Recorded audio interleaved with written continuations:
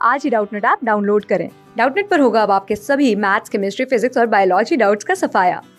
बस अपने क्वेश्चन की फोटो खींचो, उसे क्रॉप करो और तुरंत वीडियो सोल्यूशन पाओ। Download now.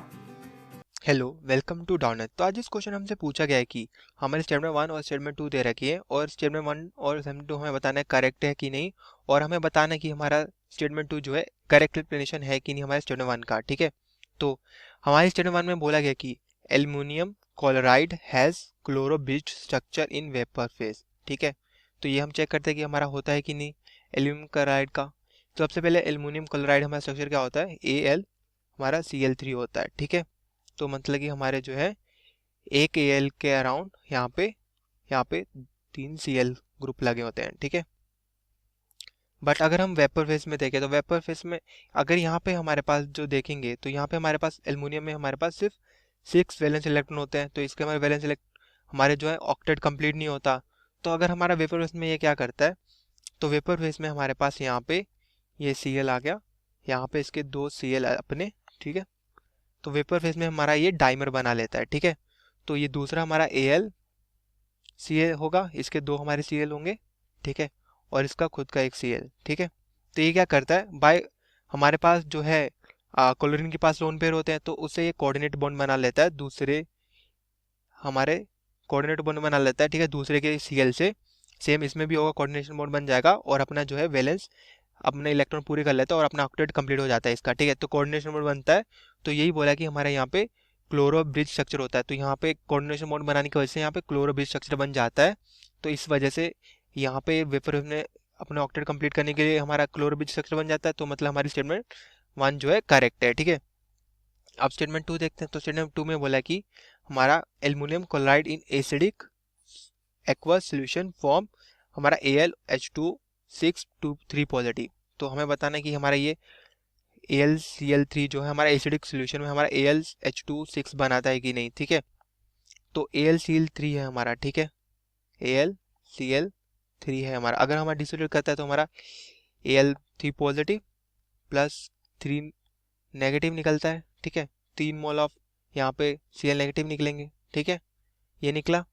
तो यहाँ पे अगर हम देखें तो एल्युमिनियम का हमारा जो है इलेक्ट्रॉनिक कॉन्फ़िगरेशन क्या होती है, हमारी एल्युमिनियम की इलेक्ट्रॉनिक कॉन्फ़िगरेशन होती है हमारी 1s2 2s2। ठीक है, 2p हमारी 6 आएगी। ठीक है, तो ये हमारे कितने हो गए 10 हो गए। ठीक है, तो यहाँ पे हमारे पास आया 3s2।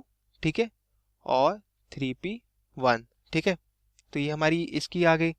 और हमारी जो है अगर डी और अगर हम ऑर्बिटल्स में देखें तो हमारे यहाँ पे s में हमारे पास जो है 2 इलेक्ट्रॉन है, और हमारे p में यहाँ पे देखेंगे तो यहाँ हमारे पास यहाँ पे 1 इलेक्ट्रॉन है। ठीक है, बट हमारे यहाँ पे देखेंगे कि इस वाले में हमारे पास Al यहाँ पे CH2 6 3 पॉजिटिव है।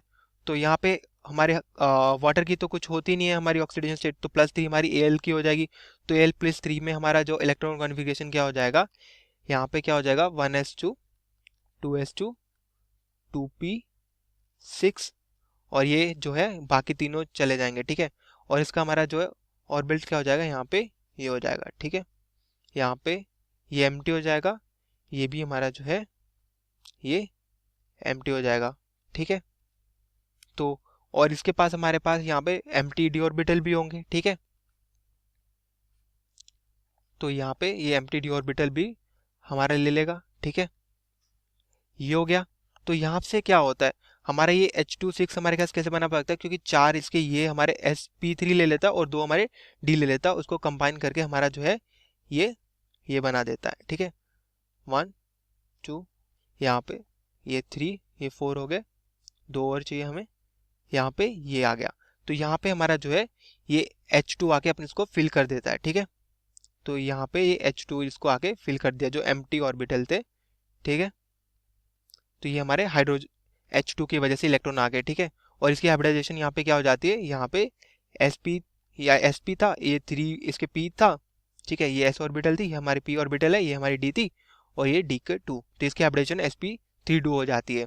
तो ये हमारा इस वजह से हमारा जो है Al H2O6 यहाँ पे 3 पॉजिटिव कॉम्प्लेक्स एग्जिस्ट करता है, क्योंकि हमारा जो है यहाँ पे हमारे पास डी ऑर्बिटल भी एम्प्टी होता है, तो उसमें से जो यहाँ पे उसमें से एम्प्टी डी ऑर्बिटल को यूज़ करके यहाँ पे उसमें हमारा जो है H2 के हमारे इलेक्ट्रॉन ऐड हो जाते हैं, तो इस वजह से हमारा जो है ये कॉम्प्लेक्स बन सकता है। तो मतलब कि हमारा ये भी होता है, ठीक है।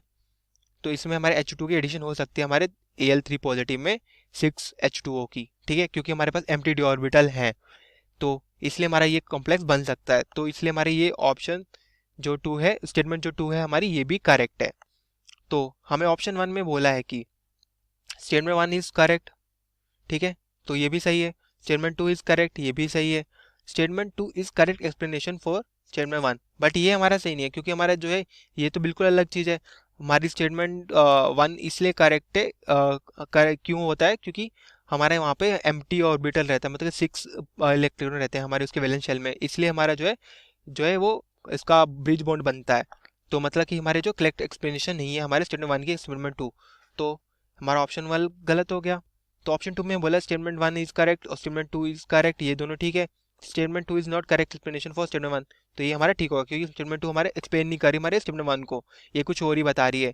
वहाँ पे तो वैलेंस इलेक्ट्रॉन की कमी की वजह से हमारा जो कोऑर्डिनेशन बॉन्ड बनता है और उससे हमारा क्लोरोब्रिज स्ट्रक्चर बनता है, ठीक है। तो ऑप्शन 3 में बोला statement 1 is correct, statement 2 is false, ये तो हमारे सीधा गलत, क्योंकि दोनों स्टेटमेंट हमारी करेक्ट है। तो ऑप्शन 1 फोर्थ में बोला स्टेटमेंट 1 इज फॉल्स, तो यहाँ पे सीधा करके दोनों स्टेटमेंट हमारे करेक्ट है, ये भी हमारा ऑप्शन आंसर नहीं होगा। तो हमारा कौन सा क्वेश्चन इसमें ऑप्शन हमारा आंसर हो गया ऑप्शन 2, जिसमें हमारी स्टेटमेंट 1 और स्टेटमेंट 2 दोनों करेक्ट है, बस statement 2 is no correct explanation of statement 1, तो हमारा आंसर है ऑप्शन 2। तो मैं आशा करता हूँ कि आप ये कौन सा समझ पाए होंगे। धन्यवाद। क्लास 6 से 12 से लेके नीट, IIT, जेई मेंस और एडवांस के लेवल तक 10 मिलियन से ज़्यादा स्टूडेंट्स का भरोसा। आज ही डाउनलोड करें डाउटनेट ऐप या व्हाट्सएप कीजिए अपने डाउट्स 8400 400 400 पर।